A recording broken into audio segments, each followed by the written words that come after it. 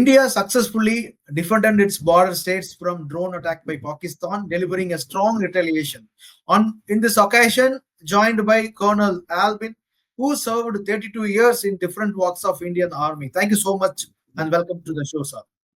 Thank you so much for inviting me to the show. Thank you so much.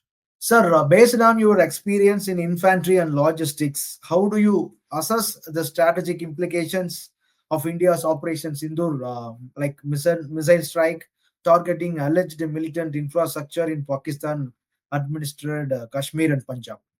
See, there are two things here. Firstly, we have shown them, we have told them that these type of actions, what they do, the training and infiltrating militants inside and trying to create unrest and disturb the peace of our country, is not going to be taken in defensive mode. It's going to be offensive, and we are going to hit you hard next time. If this time we have hit them really, really hard, the news may not have covered that much, but really it has been. They have been hit so hard. So and secondly, we have showed them that we don't have to get inside you to hit your targets. We can hit your targets from our territory at whatever distance and whatever locations you are. So they are not safe anywhere now. So the thought of the Pakistan army that you can doctrine these people and you can send them inside and they'll do something and come back, or further, like you train more people and send them inside, suicide bombers and other things like, and it is going to be because India is not going to be very, very hard about it. That particular thought process of the Pakistan army has definitely changed. I'm sure. So what implications I see is in future they will think twice before they plan and send the militants and carry out these type of activities in our soil. As an ammunition specialist, can you just explain the significance of the reported use of SEALP missiles, AASM Hammer glide bombs, and also the BrahMos cruise missiles in Operation Sindoor? Yeah, just now I told you that now the warfare or the targets what we choose, we don't have to really move inside their territory and fire at them. We have all these three versions in the Air Force, Army, and Navy versions. We have. We can fire this from the sea. We can fire this from the air. We can fire this from the land. And no target in Pakistan or any enemy territory is safe now. We can pinpointedly fire these missiles, these glide missiles, the supersonic missiles, and this short-range missiles precisely to the target where we want to hit. So that is the technological development or improvement or achievement what we have as on date. So we don't have to go into a conventional war. That's what I'm trying to say. We don't have to be in those old days, 1971 war, when the troops were firing at each other. Like the conventional war used to be that the target used to be bombed by the artillery, the air used to do the attack on a particular target, and the infantry used to move in and take over.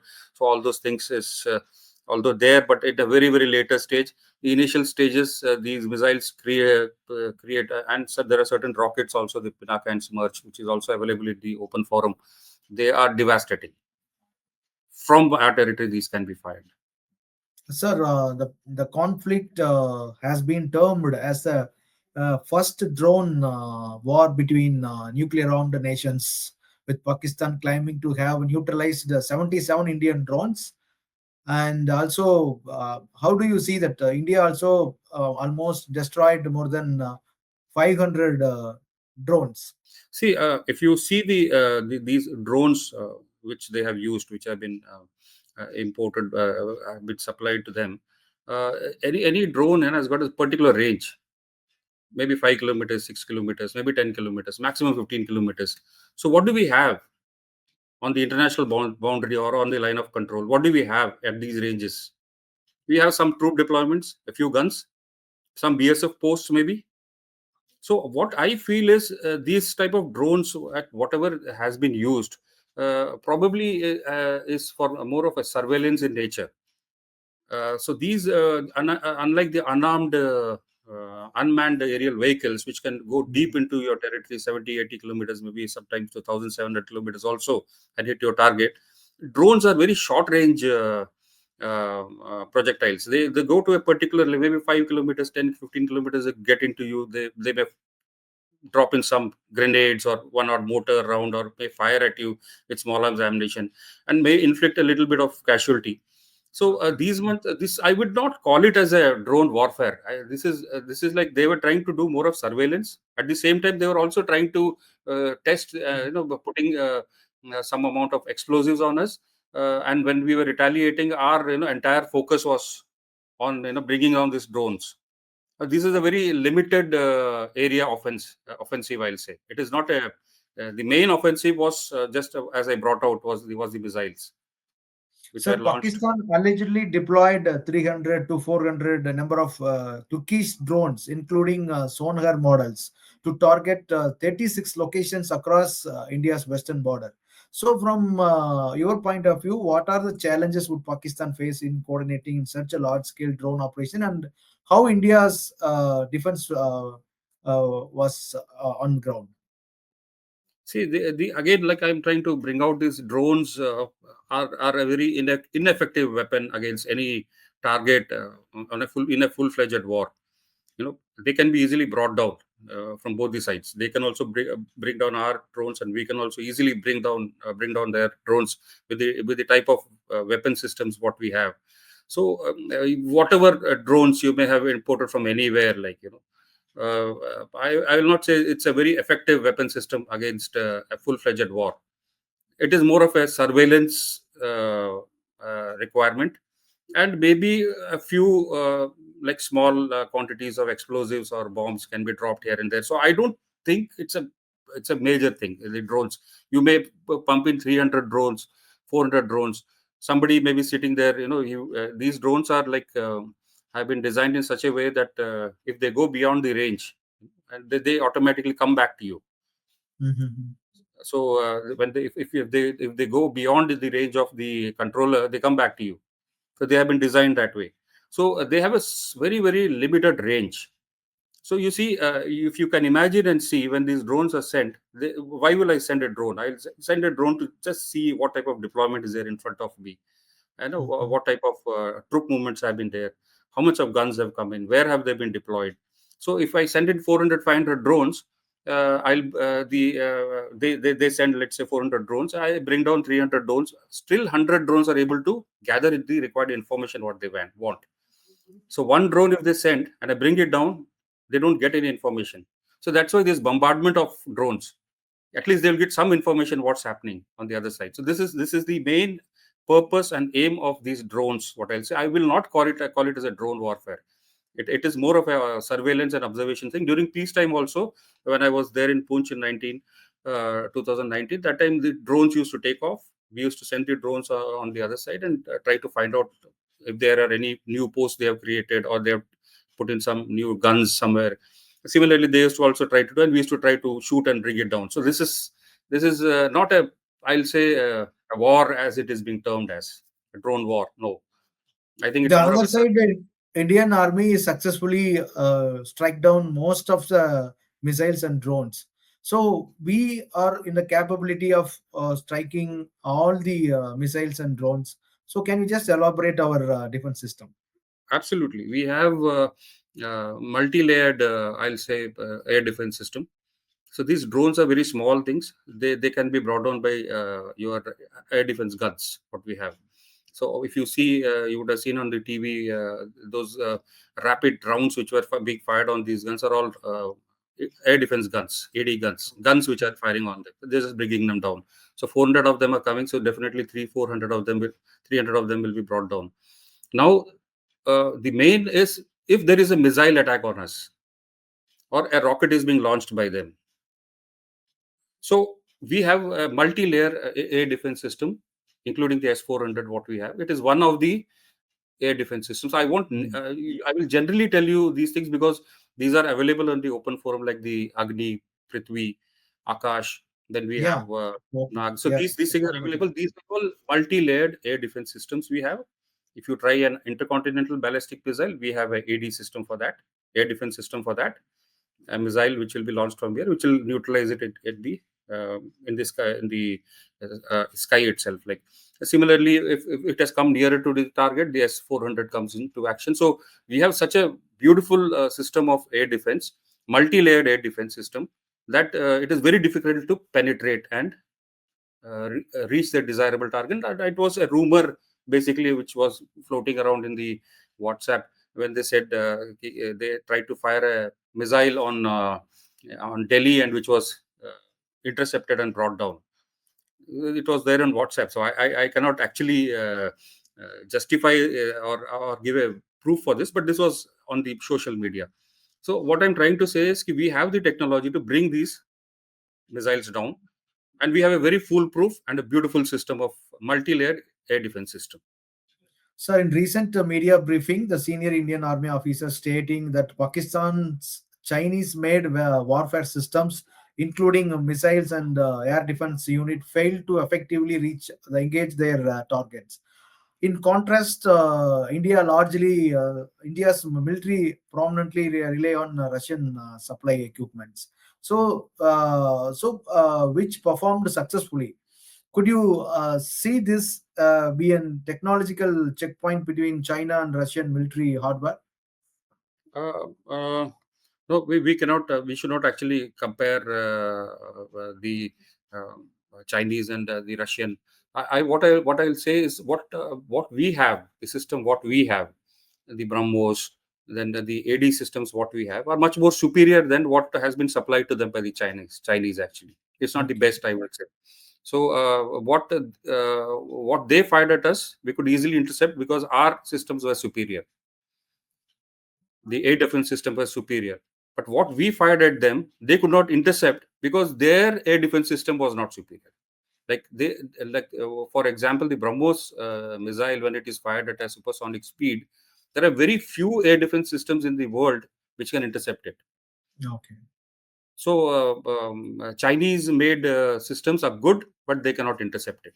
So our okay, technology, the air defense system, what we have is so superior that whatever missiles they fire, we are able to intercept and bring it down. correct. But whatever Chinese air defense system, what they have, the missile systems, what we have, when we fire at them, they are not able to bring it down. Those days, those were the days when the militancy was at the peak. So every village used to find 50, 60 militants fully armed, fully with all type of latest weapons, ammunition, rockets, and name it, like they had it. And the defense, the military movements which used to happen through our convoys, which used to move through the Kashmir Valley, used to be badly targeted, and we used to take a lot of casualties those days.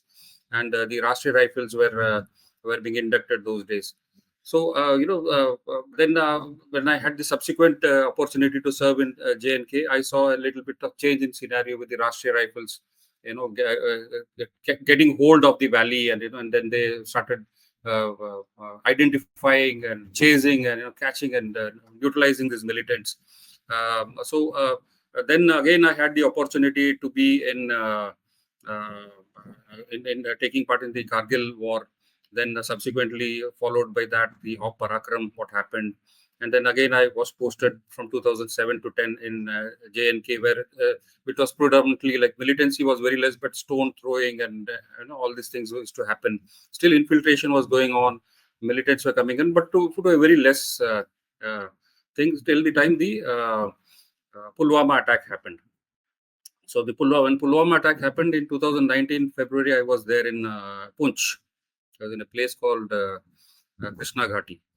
That was the first time I would say that the Balakot attack, when it happened, that was the first time we went to an offensive mode.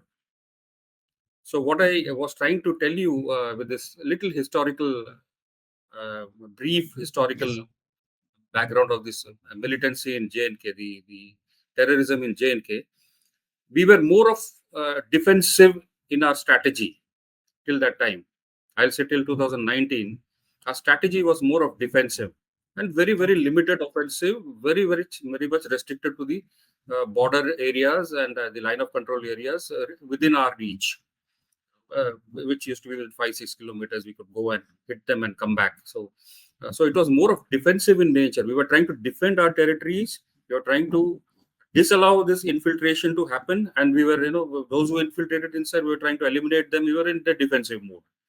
So this Okay. defensive mode, I think, was was a strategy which was being followed from Pulwama. And then when and this unfortunate incidents which happened in Pahalgam, where the tourists were targeted at a large scale for the first time like this, we realized that it is not going to work. The limited of defensive or the limited offensive strategy what we were following is not going to work with these people.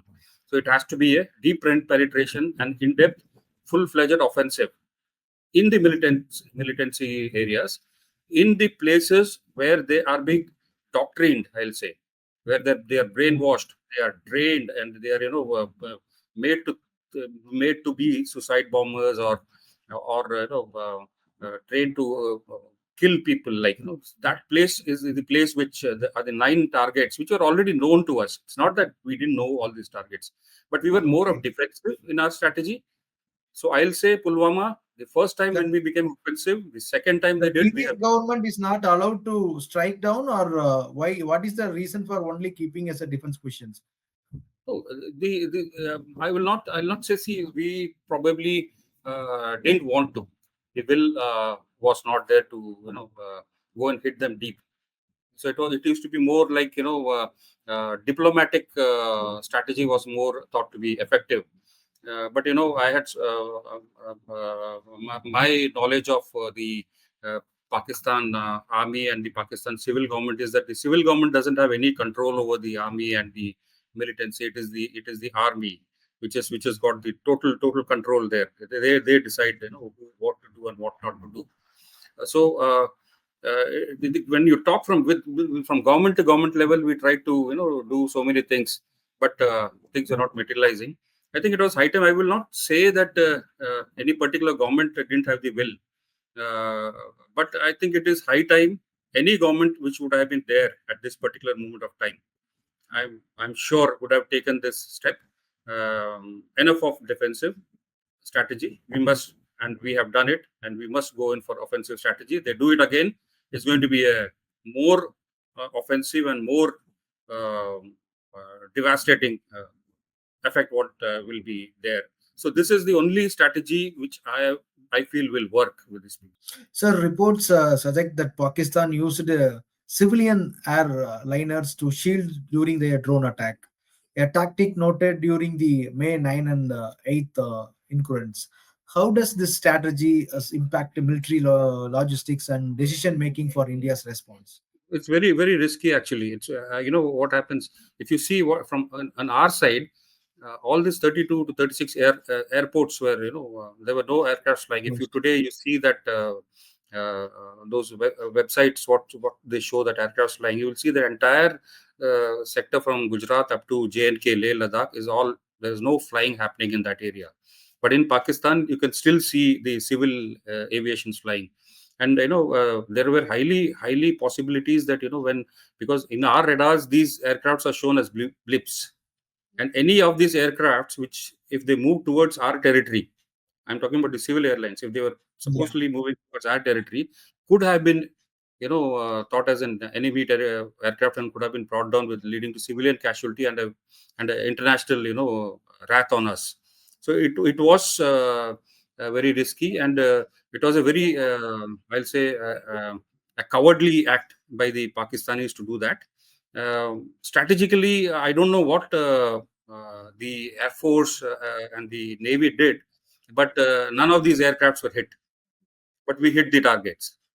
I'm sure we were able to identify them and you know, obviate them and reach and hit the targets. So we were able to Mhm. do that. It's a very cowardly act on the part of the Pakistan. It is a normal warfare. If there is a war declared, the entire area becomes a no-fly zone for any civil aviation. And there have been instances in world where civil aircrafts have been brought down by mistake. So there are highly possibility of this could have happened. One small direction change by the civil aircraft towards our territory could have led to a missile striking it and civilian casualties happening. But yes, our I'll say hats off to the Air Force, hats off to the Army and to the Navy. They could identify it, and they could hit those targets which actually we wanted to hit. And it's a good luck on our part, and good luck on Pakistan. Those passengers who were traveling on those civil aviations, that they are alive today. So in Pahalgam attack, which killed 26 civilians, was initially claimed by the TRF. An offshoot, the luxury Doiba is coming into the picture now. So how critical is intelligence coordination is in preventing such a terror attacks? What logistic measures can enhance the border security, sir? See, one has to actually visit these locations. You have to see these locations, especially Jammu and Kashmir, Kashmir area, which is predominantly the Kashmir being a valley, and these places, Pahalgam, Sonamarg, and Gulmarg, all these are, high altitude areas. They are mountains basically, with a lot of thick vegetation around them. Uh, it's very difficult to actually monitor each and every corner of these entire places. So a militant can just walk by you; you'll not be able to see him. It happens. I've seen when I was in Udi in 1994.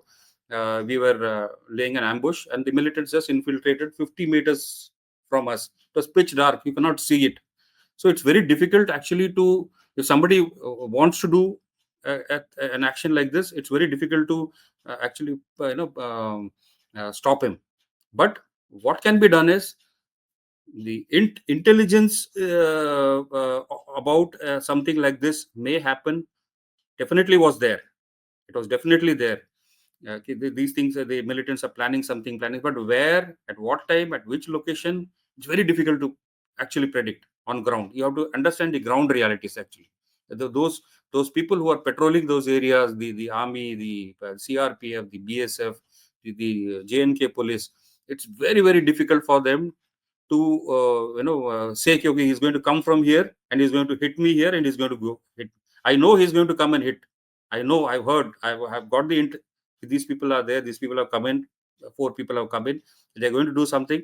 But where, when, at what time, it's very difficult to actually predict. The terrain is like that.